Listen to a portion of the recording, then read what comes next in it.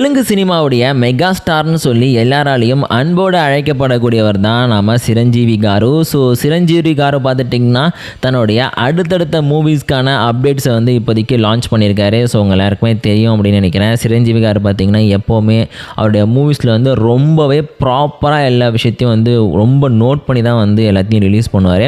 So அந்த வகையில் பார்த்துட்டிங்கன்னா ரீசெண்டாக வந்து நம்ம சிரஞ்சீவி காரு வந்து ஒரு இன்டர்வியூ வந்து கொடுத்துருக்காரு. அந்த இன்டர்வியூவில் என்ன சொல்லியிருக்காருன்னு பார்த்துட்டிங்கன்னா, ஆக்சுவலி இது வரைக்கும் நான் பண்ணிகிட்டு இருந்த மூவிஸோட கம்பேர் பண்ணும்போது இப்போ நான் பண்ணிகிட்டு இருக்க மூவிஸோட இந்த குவாலிட்டி அப்படிங்கிறது இம்ப்ரூவ் ஆகிருக்கிறத உங்களால் பார்க்க முடியும். அதுக்கான ரீசன் என்ன அப்படின்னு பார்த்துட்டிங்கன்னா, எமர்ஜ் ஆகிட்டு இருக்க இப்போ இருக்கக்கூடிய யங் ஆக்டர்ஸ் எல்லாருமே பார்த்துட்டிங்கன்னா ரொம்பவே வந்து ப்ராப்பராக வந்து பெஸ்ட்டான மூவிஸை வந்து சூஸ் பண்ணி நடத்திட்டு இருக்காங்க. எக்ஸாம்பிள் சொல்லணும்னா ராம் சரண் கூட பார்த்துட்டிங்கன்னா RRR மூவியாக இருக்கட்டும். ஸோ அதுக்கு முன்னாடி அவர் பண்ணிட்டு இருந்த தெலுங்கு மூவிஸ்லாம் பார்த்துட்டிங்கன்னா ரொம்பவே டிஃப்ரெண்ட்டாக இருக்கும். பட் இருந்தாலும் அந்த ஒரு கிளாஸ் அண்ட் லுக்கில் பார்த்துட்டிங்கன்னா அவர் வந்து மெயின்டைன் பண்ணிகிட்ருக்காரு. ஸோ இதனால் பார்த்துட்டிங்கன்னா இனிமேல் நான் ஃப்யூச்சரில் பண்ணக்கூடிய மூவிஸ் எல்லாமே பார்த்துட்டிங்கன்னா டெஃபினட்டாக வந்து ஒரு மீட்டரை செட் பண்ணக்கூடிய மூவிஸாக தான் இருக்கும். ஸோ டெஃபினட்டாக பார்த்துட்டிங்கன்னா அதுக்கான வேலைகளை மட்டும்தான் வந்து நான் பிளான் பண்ணி பண்ணுவேன் அப்படின்னு சொல்லிட்டு அவர் சொல்லியிருக்காரு. அதுக்கான ரீசன் என்ன அப்படின்னு பார்த்துட்டிங்கன்னா, ஆக்சுவலி தெலுங்கு சினிமாவில் வந்து பேக் டு பேக் பார்த்துட்டிங்கன்னா ஏகப்பட்ட மூவிஸ் அப்படிங்கிறது வந்து ரிலீஸ் ஆகிட்டே இருக்குது. தெலுங்கு சினிமா மட்டும் கிடையாது, வேர்ல்டு லெவலில் இருக்கிற எல்லா சினிமாஸ்லையும் பார்த்துட்டிங்கன்னா பேக் டு பேக் வந்து மூவிஸ் ரிலீஸ் ஆகிக்கிட்டே தான் இருக்கும். இது வந்து ஒரு காமனான விஷயந்தான். பட் ஆனால் இன்னொரு முக்கியமான விஷயம் என்ன அப்படின்னு பார்த்துட்டிங்கன்னா, இந்த மூவிஸ் எல்லாமே வந்து எதிர்பார்த்த அளவுக்கு வந்து ஹிட் ஆகுதா அப்படிங்கிறது தான் கேள்வி.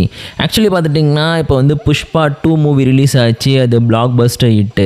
அதே மாதிரி பார்த்துட்டிங்கன்னா இன்னும் நிறையா மூவிஸ் வந்து பேக் டு பேக் பார்த்துட்டிங்கன்னா நிறைய இடங்களில் வந்து ரிலீஸ் ஆகிக்கிட்டே தான் இருக்குது. ஆனால் முக்கியமான விஷயம் என்ன அப்படின்னு பார்த்துட்டிங்கன்னா, இந்த மூவிஸ் எல்லாத்தையுமே வந்து அவங்க ப்ராப்பராக யூஸ் பண்ணிக்கிறாங்களா அப்படிங்கிறது நம்மளுடைய மிக முக்கியமான கேள்வி.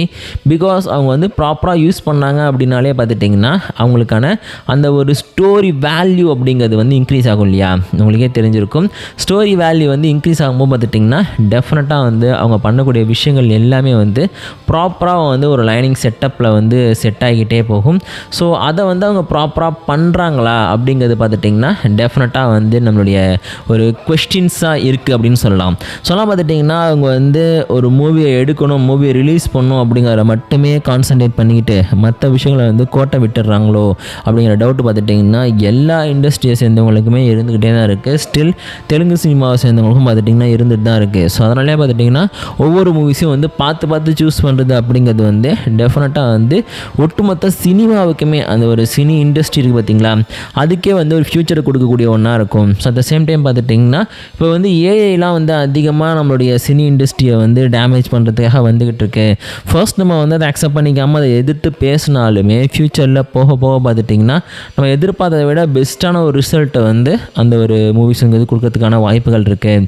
ஸோ அதோட சேர்ந்து நம்ம அடாப்ட் ஆகிக்கணும். அது மட்டும் இல்லாமல் வந்து ஒரு கிராஃபிக்கல் டிசைனர் இவங்கெல்லாம் பண்ணக்கூடிய வேலையை வந்து ஏஐ சீக்கிரமாக பண்ணுது அப்படிங்கும்போது அது வந்து நமக்கு ப்ராஃபிட் தான். ஸோ டெஃபினட்டாக பார்த்துட்டிங்கன்னா நம்ம அதுக்கு ஏற்ற மாதிரி வந்து அடாப்ட் ஆகிக்கிற ஒரு சுச்சுவேஷன்ஸ் அப்படிங்கிறது வந்து நமக்கு வரும். ஸோ பார்த்துட்டிங்கன்னா சீக்கிரமே வந்து எந்த அளவுக்கு வந்து நம்மளுடைய பொசிஷன்ஸை வந்து நம்ம ஹோல்ட் பண்ணி வச்சுக்கணுமோ அந்தளவுக்கு பார்த்துட்டிங்கன்னா பொசிஷன்ஸை ஹோல்ட் பண்ணி வச்சுக்கிறது அப்படிங்கிறது ரொம்ப ரொம்ப பெஸ்ட்டான விஷயம். நம்ம கேட்குற விஷயங்கள், நம்ம பார்க்குற விஷயங்கள், நமக்கு பிடிக்கிற விஷயங்கள் எல்லாத்தையும் பார்த்துட்டிங்கன்னா ஒரு பொசிஷனாக நம்ம ஹோல்ட் பண்ணி வச்சுக்கிட்டால் மட்டும்தான் நம்மளால் வந்து அதை ப்ராப்பராக ஹேண்டில் பண்ண முடியும் அப்படின்னு சொல்லிட்டு அவர் சொல்லியிருக்காரு. அட் த சேம் டைம் பார்த்துட்டிங்கன்னா இப்போதைக்கு ரிலீஸ் ஆகிற நிறையா மூவிஸ் வரலாம் நான் பார்த்துட்டு தான் இருக்கேன். அந்த விஷயங்கள் எல்லாமே பார்த்துட்டிங்கன்னா மைண்டுக்குள்ளே இறங்கிட்டே தான் இருக்குது. ஆனால் தொடர்ந்து அதெல்லாம் வந்து சரி பண்ணுறதுக்கான வேலைகளை வந்து பேக் டு பேக் வந்து ஒர்க் பண்ணிகிட்டே தான் இருக்கேன். ஸோ டெஃபினட்டாக அது எல்லாத்தையும் வந்து நான் சேஞ்ச் பண்ணுவேன். அப்படி சேஞ்ச் பண்ணும்போது பார்த்துட்டிங்கன்னா நீங்கள் எல்லாருமே வந்து எனக்கு சப்போர்ட் பண்ணுவீங்கன்னு சொல்லிட்டு நம்புகிறேன். ஸோ டெஃபினெட்லி பார்த்துட்டிங்கன்னா இனிமேல் வந்து Telugu cinema no go back. So இனிமேல் திரும்பி பார்க்கணும் அப்படின்ற ஒரு ஐடியாவை பார்த்துட்டிங்கன்னா தெலுங்கு சினிமாவுக்கு இருக்காது.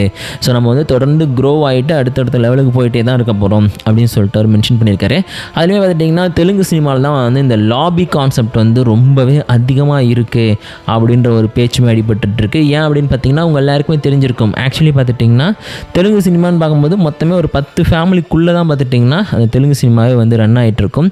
எக்ஸாம்பிள் பார்த்துட்டிங்கன்னா சிரஞ்சீவி சாரோட ஃபேமிலி, அப்புறம் வந்து நாகார்ஜுனாவோட ஃபேமிலி. ஸோ அவங்க தான் பார்த்துட்டிங்கன்னா ஒட்டுமொத்த இந்த சினிமாவே பார்த்துட்டிங்கன்னா தன்னுடைய கண்ட்ரோலுக்கு கீழே வச்சுக்கிட்டு இருக்காங்க. ஸோ அதனால் பார்த்துட்டிங்கன்னா அவங்களுடைய பிளான்ஸ், அவங்க பண்ணக்கூடிய விஷயங்கள் இதுதான் பார்த்துட்டிங்கன்னா ஒட்டுமொத்த சினிமாவாகவே மாறிக்கிட்டு இருக்கு. இது வந்து சேஞ்ச் பண்ணணும் அப்படிங்கிற மாதிரி பார்த்துட்டிங்கன்னா சில டைமில் வந்து சில பேர் வந்து பேசிட்டு தான் இருக்காங்க. ஸோ அதை பற்றியும் பார்த்திங்கன்னா சிரஞ்சீவி கார் வந்து பேசிக்கிட்டு இருந்தாலுமே அதுக்கான ஒரு ப்ராப்பரான ஆன்சர் வந்து அவர்கிட்டேருந்து வரல அப்படிங்கிறது தான் ஃபேக்ட். இதை பற்றி நம்ம அடுத்த வீடியோவில் டீட்டெயிலாக பேசலாம். ஸோ அந்த வீடியோ பார்க்கணும்னா நம்ம சேனலை சப்ஸ்கிரைப் பண்ணிக்கோங்க.